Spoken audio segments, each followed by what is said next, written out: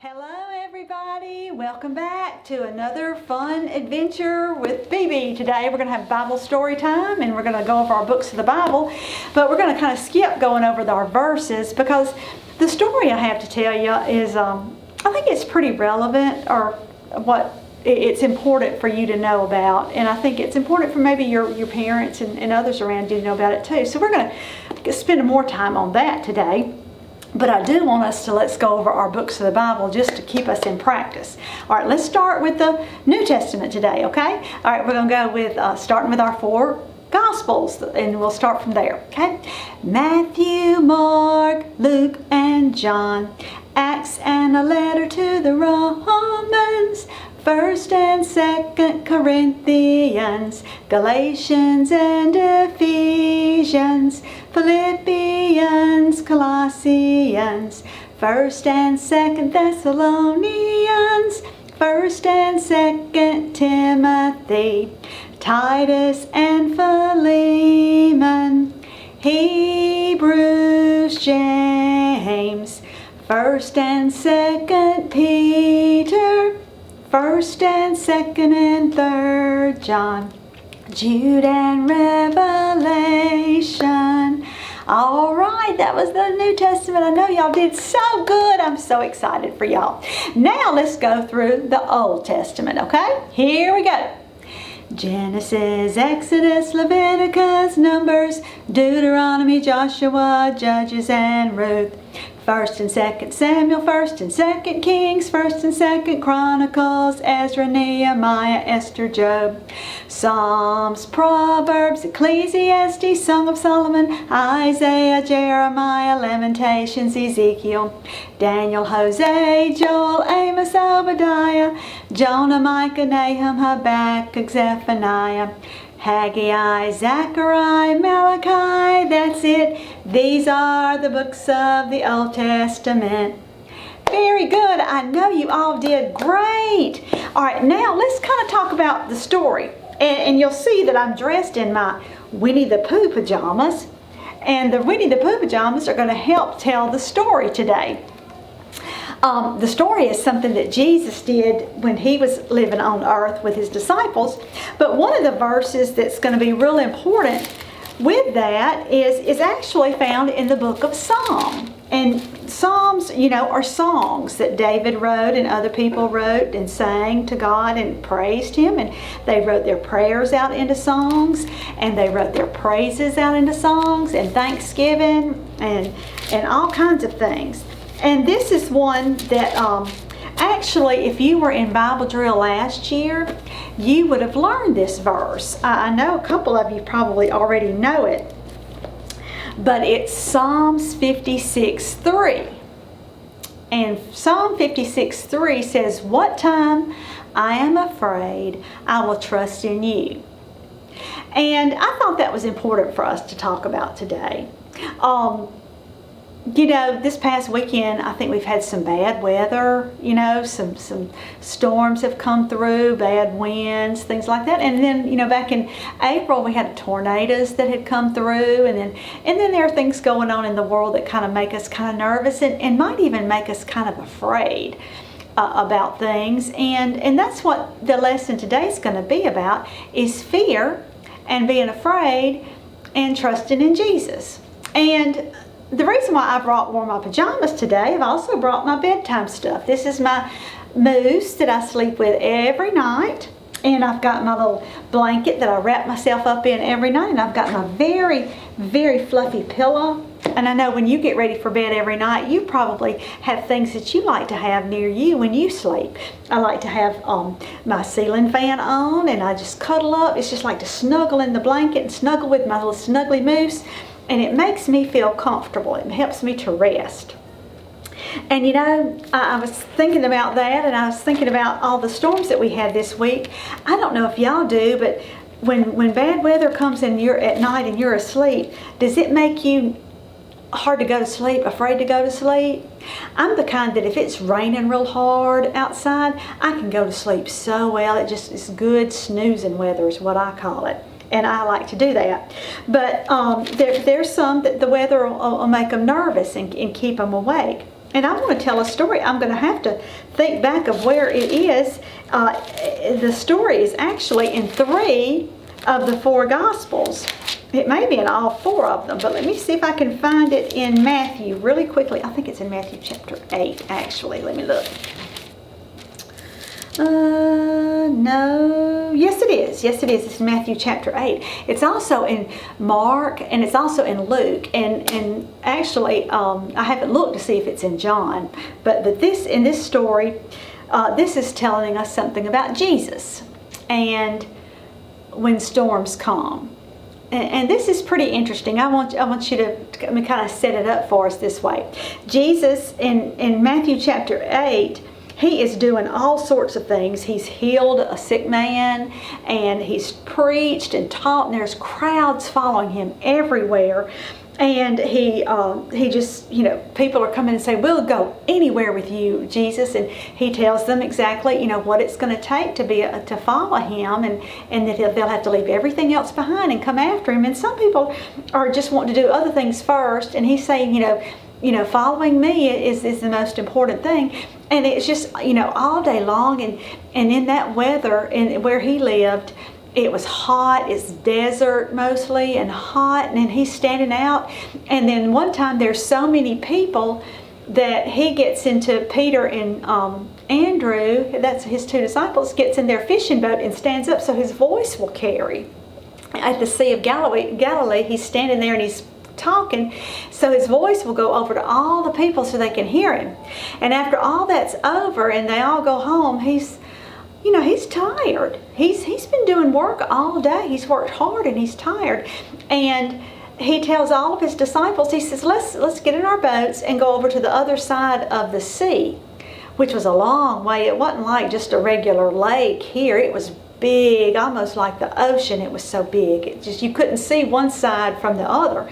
And he said, let's get in our boats and go over there and preach over there for the next day. And when they get out into the middle of the sea, there's a storm. And this is where our verse picks up, and then we're going to kind of break it down. I'm in Matthew chapter 8, and I'm going to read verses 23 through 27. And just imagine being on the boat at this time when the storm comes.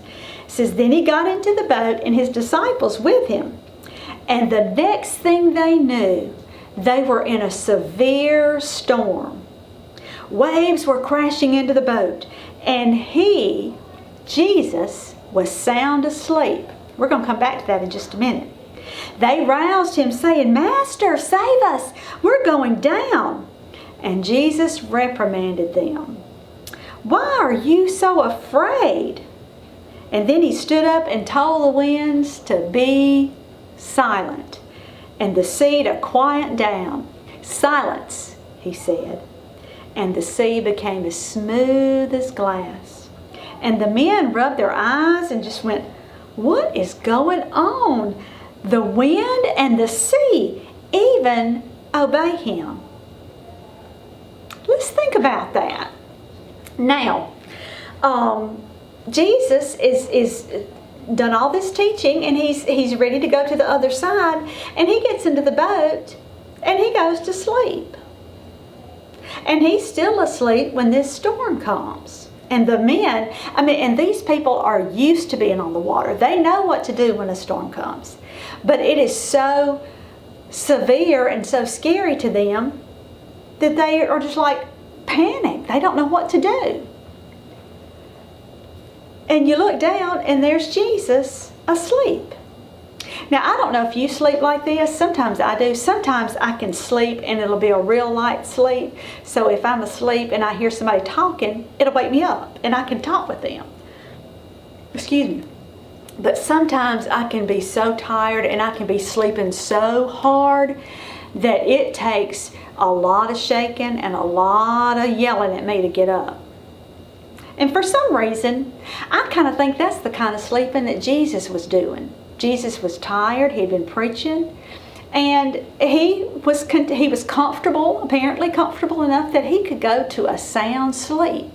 You know, I don't know if Jesus snored, but I kind of imagine if he was sleeping that hard, he might have been snoring a little bit, don't you? But he was sleeping so good that he did not even hear all this wind and feel this water. None of this was enough to wake him up. And so the disciples were so afraid that I feel like instead of them saying, Jesus, wake up, Jesus, wake up, I feel like they were grabbing him and shaking him. Jesus, get up, get up. We're in the middle of this mess. And it says that Jesus got on to them. Why are y'all so afraid?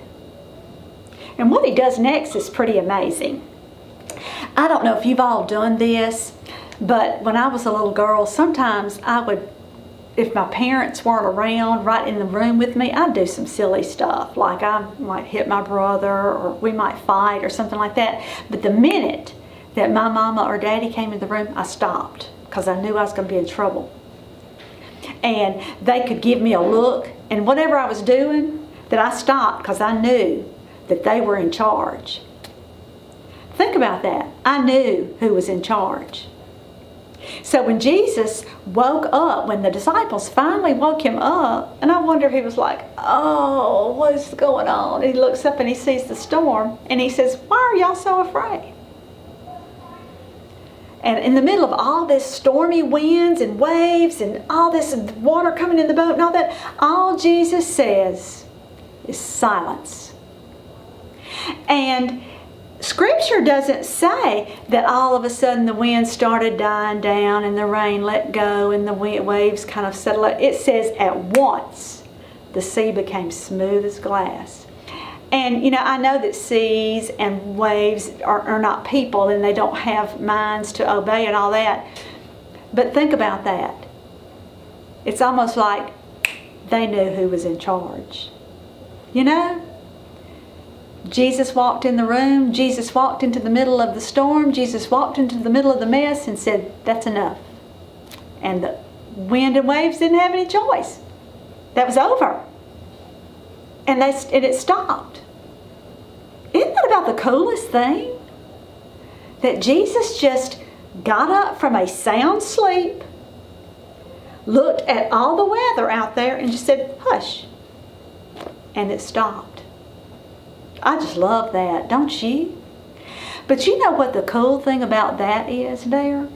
Is those disciples had Jesus, they could put their hands on him and touch him and feel him and hear his voice.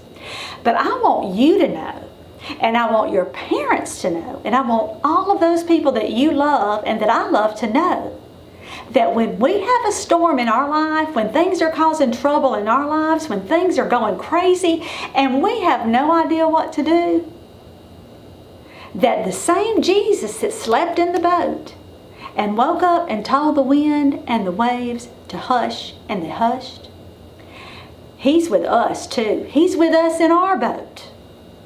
And he has the power in the middle of our storm, anytime he feels that it's the right time to do it, to get up and say, that's enough, and it can stop.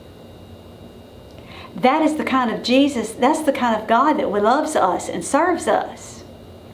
But you know, sometimes we can be in the middle of a mess like that and it's just crazy and chaos everywhere and we don't know what to do. And Jesus doesn't get up and stop it. You know what he does then instead when you cry out to him? He comes and he puts his arms around you and he holds you and keeps you safe until the storm's over. He does that for me a lot. You know, I have a lot of things in my life that are just kind of, I get just kind of in a panic almost and get afraid. And sometimes I'll look and see what's going on. I say, Jesus, just make all this go away. I know you can. And instead, it's like he comes and he pulls me into his lap and he holds me in his arms. And he says, just be still here till it passes. And you know, Jesus, that same Jesus, he made all of this. He is in control of all of it. And he makes the choice sometimes to keep the storm going and calm us instead. You know, knowing that, why should we ever really be afraid of anything? If Jesus has got us in a storm in the middle of something kind of crazy, you can be guaranteed of one of two things. Either, number one, He's going to put an end to it soon, or number two, He's going to hold on to you and keep you safe in the middle of it. And, you know, that's what we as Christians, as us grown folks, need to remember too. Sometimes, you know, life's hard. Sometimes things don't just go our way. But Jesus is in the boat with us, always. You know, as time goes on, as you get older, you're going to find yourself in a lot more different kind of storms. Some may be that hurt you physically. Some may make you afraid and make you nervous. And some may just break your heart. But let me tell you this. Jesus is always in the boat with you. And He is never going to leave you in a storm by yourself. Just know that if you're going through something, He's going to be there with you, and He will hold you tight. There's an old song I used to like to hear, and I haven't heard it in a long time, and the name of it is Sometimes He Calms the Storm. And I hope I remember the chorus. I want you to hear it. He says, sometimes He calms the storm with a whisper, peace be still. He can calm any, I don't know exactly what it says, He can calm anything, but that doesn't mean that He will. Sometimes He holds us close when the winds and the waves grow wild. Yes, sometimes He calms the storm, and other times He calms His child. Remember who you belong to. Remember who loves you, who made you, who is with you all the time. When you're in a storm, you can count on your Jesus to be with you in it. I hope you all have a great rest of the week. And do you know, Sunday we are starting slowly but surely to open Bunker Hill back up. And that means that sooner than later, we're going to all be together again. And that's going to be such a great day. I look forward to seeing all of you. Let's close with a word of prayer.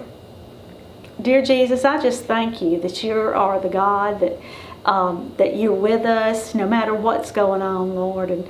And sometimes, Lord, that when you're with us in storms, that's when we know you love us the most. Sometimes we can feel your love the greatest. And, you know, sometimes we don't understand when we're going through things like that. But I pray that you would help us to pay attention, to see, to feel you close to us.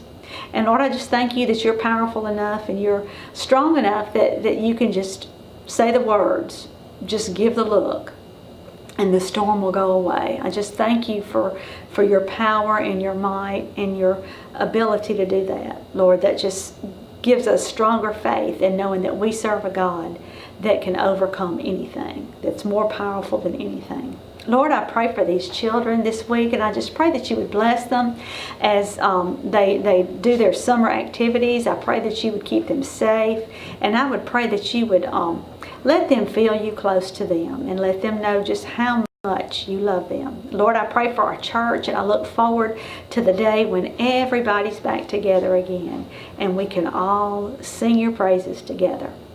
We love you, Jesus, in your name. Amen.